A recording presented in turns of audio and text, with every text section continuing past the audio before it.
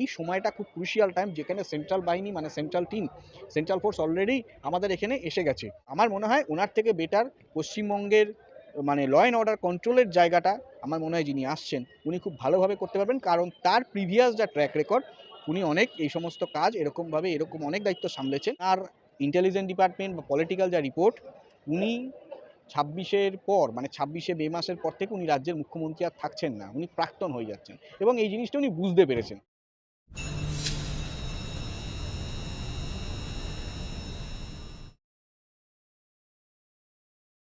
বিধানসভা নির্বাচনের ঠিক আগেই রাজ্যপালের পদ থেকে ইস্তফা দিলেন সিভি আনন্দ বোস। তার জায়গায় নতুন রাজ্যপাল পদে বসতে চলেছেন প্রাক্তন আইপিএস RN রবি। রাজ্যপালের যে ইস্তফাটা, এটা নিয়েও একটা ধোঁয়াশা তৈরি হয়েছে।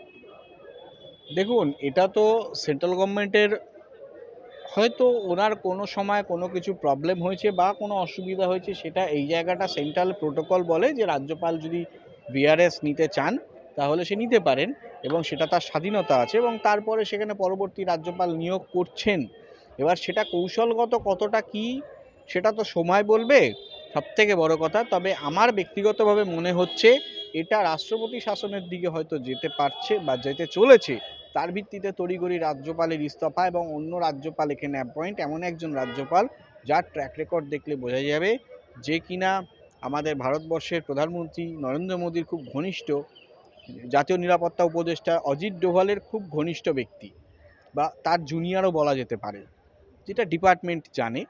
তো ওনাকে এখানে অ্যাপয়েন্ট করা হচ্ছে। সেই সেন্ট্রালের কৌশল বা ভারতের মানে দিল্লির কৌশলটা কি সেটা কিছুদিন পর বোঝা যাবে, যখন উনি চার্জ নেবে এবং চার্জ নিয়ে যখন সে তার কাজ করবে তখন সেটা বোঝা যাবে দিল্লির আসল কৌশলটা কি।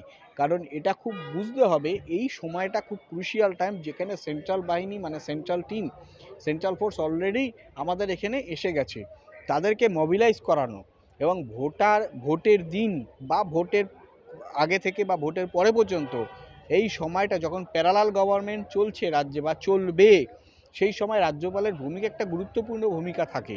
তো সেই জায়গায় যাতে মানে অ্যাডমিনিস্ট্রেশনটাকে খুব কংক্রিটলি মোবিলাইজ করা এবং সেখানে জনজীবন যাতে মানে কোনো রকমভাবে ব্যাহত না হয়, ল অ্যান্ড অর্ডার যাতে ব্যাহত না হয়, আমার মনে হয় এটা সেই দিক থেকেই একটা কৌশল যে সেই জায়গায় এমন একজনকে বসানো। তারপর আমি বলছি না সিভি আনন্দ বোস যোগ্য নয়, অবশ্যই উনি যোগ্য, কিন্তু আমার মনে হয় ওনার থেকে বেটার পশ্চিমবঙ্গের মানে ল অ্যান্ড অর্ডার কন্ট্রোলের জায়গাটা আমার মনে হয় যিনি আসছেন উনি খুব ভালোভাবে করতে পারবেন, কারণ তার প্রিভিয়াস যা ট্র্যাক রেকর্ড, উনি অনেক এই সমস্ত কাজ এরকমভাবে এরকম অনেক দায়িত্ব সামলেছেন। এবং সবথেকে বড় কথা, উনি যার আন্ডারে যার লিডারশিপ উনি ছিলেন, উনি তো ভারতবর্ষের, ওনাকে জেমস বন্ড বলা হয়। তো ওনার আন্ডারে যখন, তার মানে বোঝা নিতে হবে যে গুরু যদি যেরকম হবে তার শিষ্যও সেরকম। রাজ্যপালের এই পদত্যাগ কেন্দ্রের অঙ্গুলি হেলনে হয়েছে, এমনটা দাবি করেছে তৃণমূল। তাহলে রাজ্যের রাজীব কুমারের ইস্তফা এবং রাজীব কুমার যখন পালিয়ে বেঁচেছিল, তাহলে সেটা কি রাজ্যের অঙ্গুলি হিলনে হয়েছে?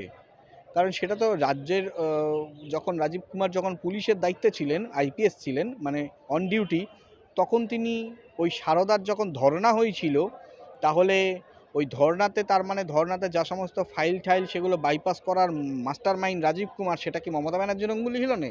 প্রশ্নটা তো এসে যায় সেটাই। কারণ আমি যখন একটা প্রশ্ন করব আমার দিকেও 3টে প্রশ্ন আসবে, তাহলে প্রশ্নটা তো সেরকম এসে যায়। এসব বাজে কথা বলে লাভ নেই।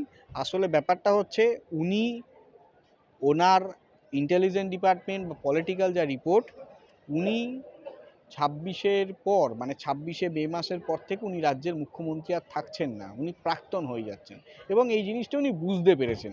তার ভিত্তিতেই এই সমস্ত পাগলের প্রলাপ বকছেন বা ওনার দল এই সমস্ত পাগলের প্রলাপ বকছে। এতে বিশেষ কান সে সমস্ত মানুষ দেবেন না, সাধারণ মানুষও দেবেন না, কারণ সাধারণ মানুষ তৈরি, সাধারণ মানুষ ক্ষোভে ফুঁসছে।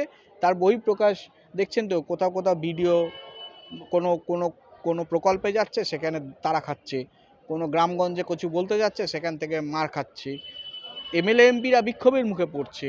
যখন ওই দিদির দুধ বলে যাচ্ছে, ও চোরেদের দুধ বলে গেলে পাবলিক পেটারে, খুব স্বাভাবিক।